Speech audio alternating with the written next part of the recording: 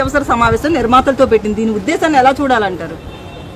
అంతిమంగా ఒకటే అండి, చిరంజీవి గారు పెట్టినా బాలకృష్ణ గారు పెట్టినా ఏదన్నా కార్మికుల సంక్షేమం నిర్మాతల సంక్షేమం కోసం ఆలోచన చేస్తారు.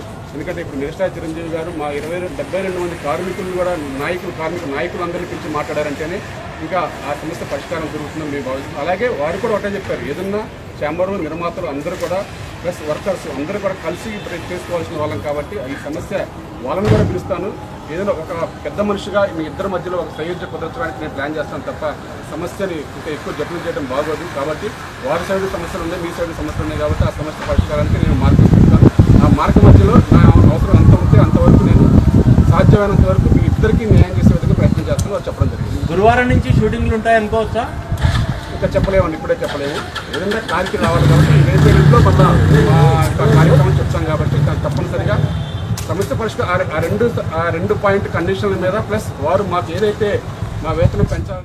ఫైనల్గా చిరంజీవి గారి సూచనని మీరు అంగీకరిస్తారా? ఆయన చెప్తే అది మాకు ఆమోదయోగ్యంగా ఉంటాయని మేము భావిస్తున్నాం. ఆమోదయోగ్యంగా ఉంటే తప్పనిసరిగా మేము అంగీకరిస్తామని చెప్పాము. వారు ఫ్లెక్సిబిలిటీగా విన్నారు.